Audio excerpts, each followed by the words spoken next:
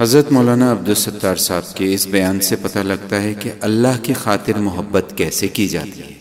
آئیے سنتے ہیں اللہ کی خاطر محبت۔ الحمدللہ والصلاة والسلام علی سیدنا محمد وعلی آلہ واصحابہ اجمعین۔ الحمدللہ والصلاة والسلام علی سیدنا محمد وعلی آلہ واصحابہ اجمعین، اما بعد۔ عن معاذ بن جبل رضی اللہ تعالی عنہ قال سمعت رسول اللہ صلی اللہ علیہ وسلم يقول قال اللہ عز وجل المتحابون فی جلالی لهم منابر من نور یغبطهم النبیون والشہداء۔ حضرت معاذ رضی اللہ تعالیٰ عنہ فرماتے ہیں کہ میں نے اللہ کے رسول صلی اللہ علیہ وسلم کو یہ فرماتے خود سنا ہے کہ اللہ جل شانہ ارشاد فرماتے ہیں، جو لوگ میری عظمت اور جلال کی وجہ سے ایک دوسرے سے محبت رکھتے ہیں ان کے لیے نور کے ممبر ہوں گے، ان پر نبی اور شہید بھی رش کریں گے۔ جو لوگ اللہ کی خاطر، اللہ کی محبت میں، اللہ کی عظمت اور جلال کی خاطر ایک دوسرے سے آپس میں محبت کرتے ہیں، وہ کل قیامت میں نور کے ممبر پر ہوں گے، اور یہ ایسا قابل رش اعزاز ہوگا کہ حضرات انبیاء اور حضرات شہداء بھی اس پہ رش کریں گے۔ محض اللہ کی خاطر کسی سے محبت کرنا مطلب یہ ہے کوئی دنیاوی مفاد، کوئی قرابت داری، کوئی اور چیز پیش نظر نہ ہو، بلکہ اس محبت میں اخلاص ہو۔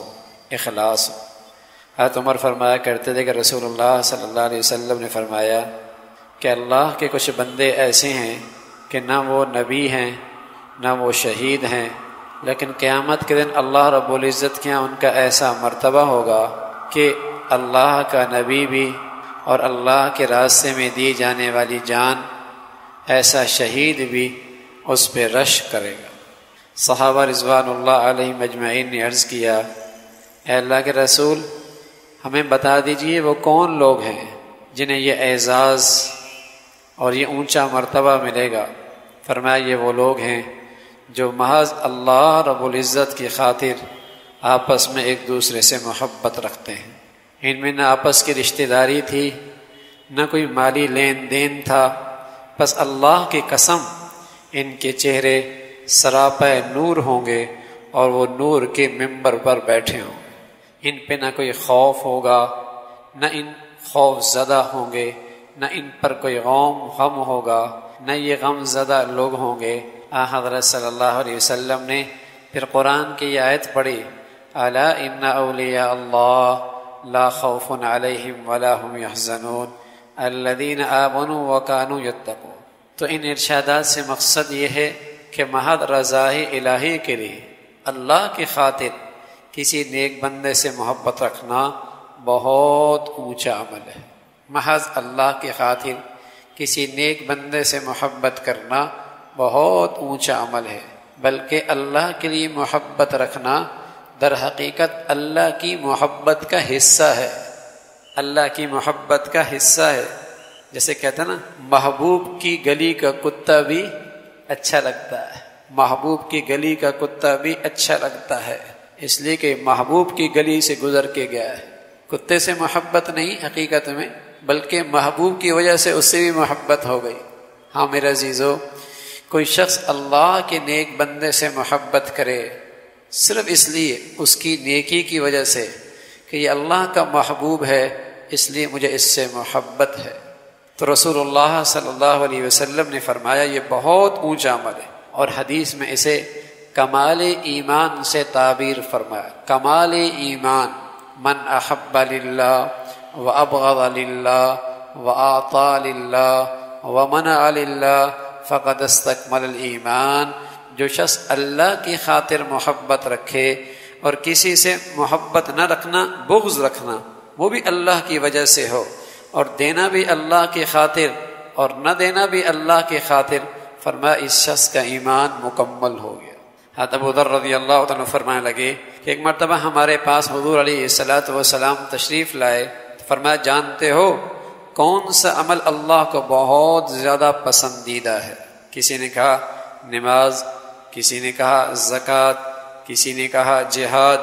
حضور علیہ الصلوۃ والسلام فرمایا بے شک اللہ کو یہ سب سے زیادہ محبوب عمل اللہ کی خاطر کسی سے دوستی رکھنا اور اللہ کی خاطر کسی سے بغض رکھنا، یہ سب سے زیادہ محبوب عمل ہے۔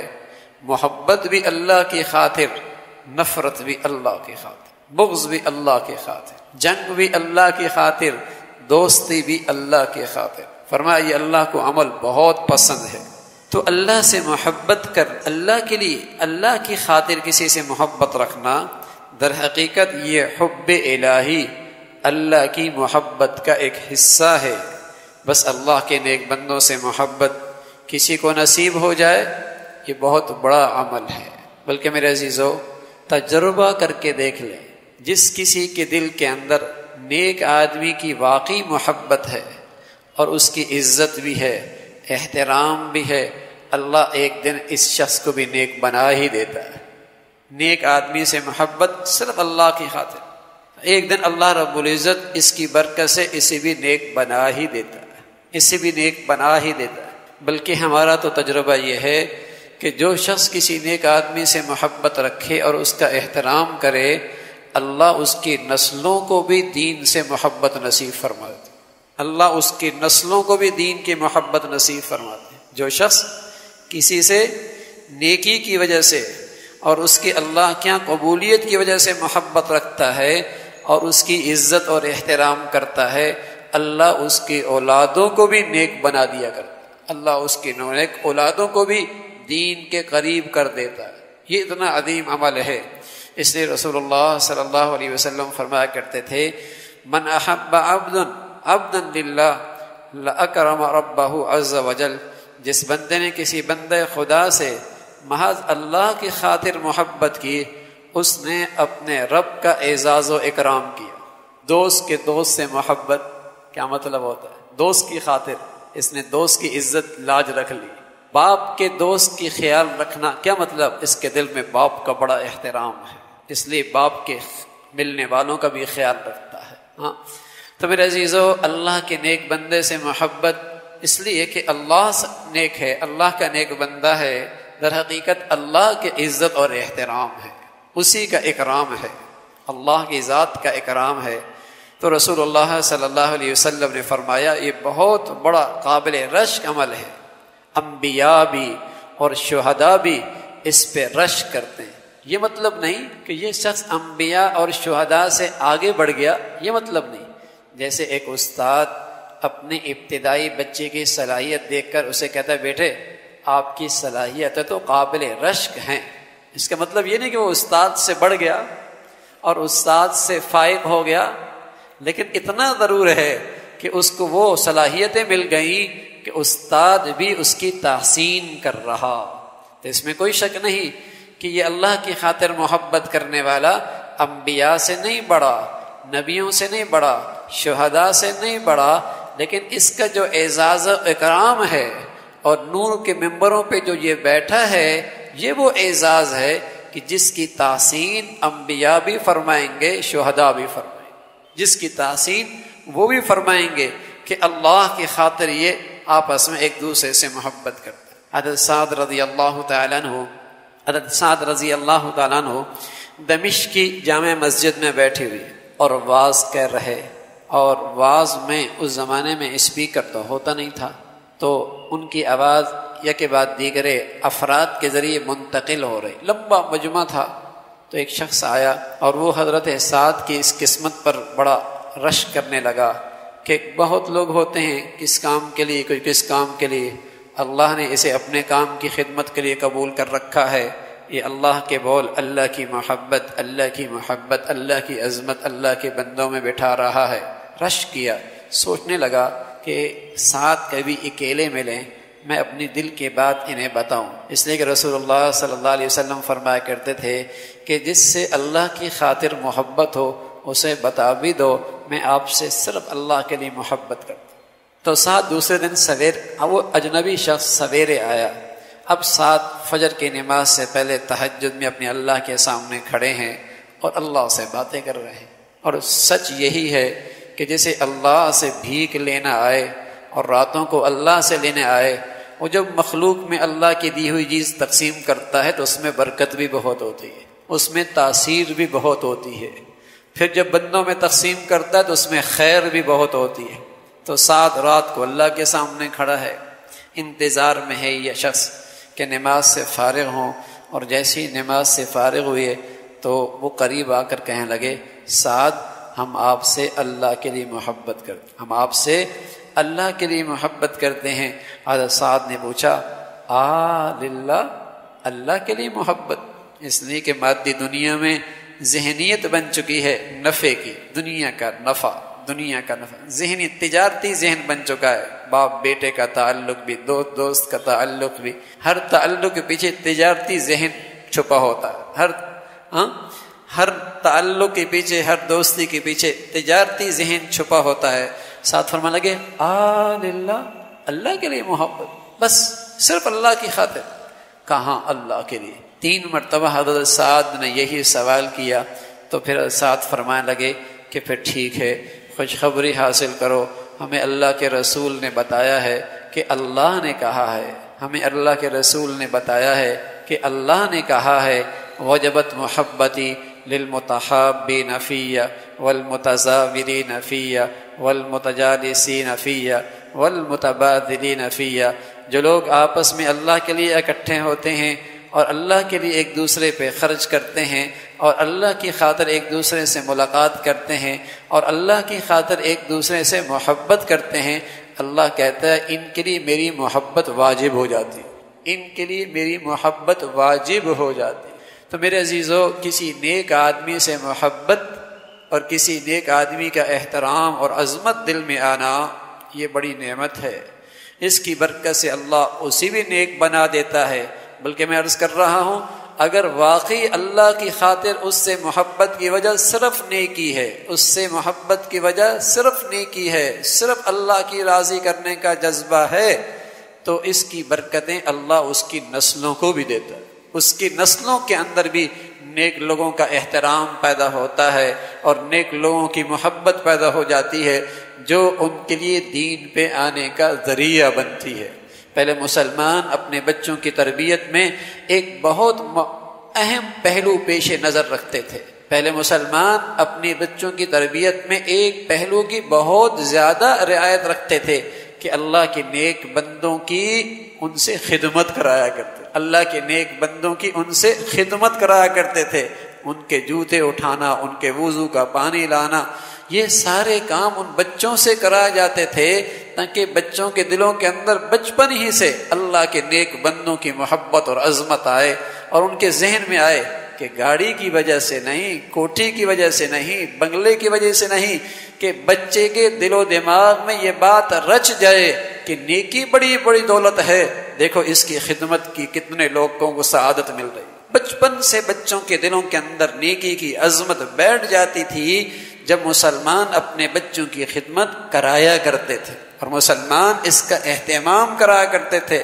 یہ مسلمان اپنے بچوں کی تربیت میں اس پہلو کی بہت رعایت رکھتے تھے، جس کی برکت ہوتی تھی ان کے بچے بڑے ہوتے اور نیک لوگوں سے محبت، ان کی صحبت میں بیٹھنا، ان کے پاس اٹھنا بیٹھنا اپنی اعزاز سعادت سمجھتے تھے، نیک لوگوں کی محبت۔ تو بچپن ہی سے بچوں کے دلوں کے اندر خدمت کا جذبہ پیدا ہوتا تھا کہ خدمت کرنی ہے، خدمت کرائی جاتی تھی۔ حضرت ابن عباس رضی اللہ تعالیٰ عنہ، ان کے والد کا نام تھا عباس، ان کا والد کا نام تھا عباس۔ تو انہوں نے اللہ کے نبی صلی اللہ علیہ وسلم سے کہا کہ میرا یہ بیٹا آپ کی خدمت کرے۔ اب یہ عباس بچہ سا ہے، لیکن صبح بڑے صحابہ موجود ہیں، بڑے صحابہ موجود ہیں، لیکن اس بچے کا کرنا کیا، موقع کی تلاش میں رہتا، کب پانی لے کے آنا ہے، کب مسواک لے کے آنی ہے، اللہ کے نبی تہجد میں کب اٹھتے ہیں، کب ان کی حاجت کی ضرورت ہے، کب ضرورت ہے، ایسی خدمت کرتے۔ ایک دن سحری کا وقت تھا اور عزت احترام بھی بہت تھا اس بچے کے دل کے اندر۔ ایک دن اللہ کے نبی نفل پڑھ رہے، حضرت ابن عباس پیچھے کھڑے ہوئے، تو حضور نے ان کو آگے کیا، وہ پھر پیچھے کھڑے ہو گئے، پھر آگے کیا، پھر پیچھے کھڑے ہوئے گئے۔ تو نماز ختم ہوئی، کہا عبداللہ ہم آگے کر رہے ہیں تم پیچھے بھاگ رہے، ہم آگے کر رہے ہیں تم پیچھے کر رہے۔ کہا یا رسول اللہ عزت احترام مانے ہوا کہ میں آپ کے ساتھ کیسے کھڑے ہو سکتا ہوں، یہ عزت احترام میں آپ کے ساتھ کیسے کھڑے ہو سکتا ہوں؟ تو خدمت کر رہے ہیں، رات دن ڈھونڈ رہے ہیں موقع، خدمت کا موقع ملے.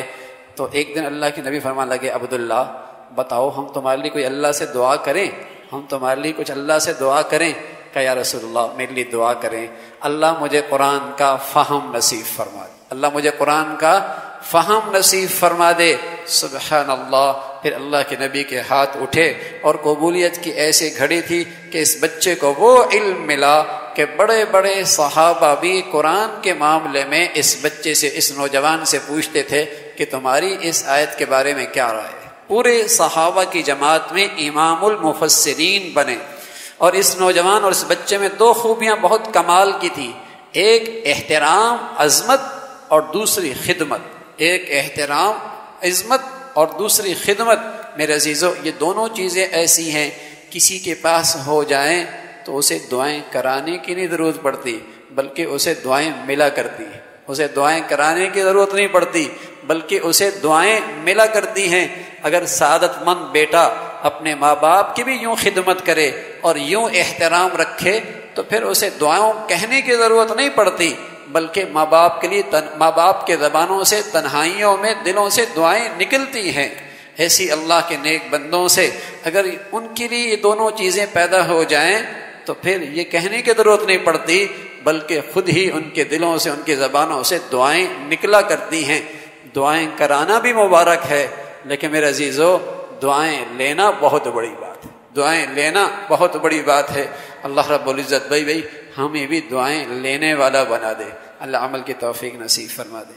اللہم لک الحمد کلہ ولک الشکر کلہ، اللہم لک الحمد کلہ ولک الشکر کلہ، اللہم اعنا علی ذکرک و شکرک و حسن عبادتک، اللہم اعنا علی ذکرک و شکرک و حسن عبادتک. نستغفر اللہ نستغفر اللہ نستغفر اللہ.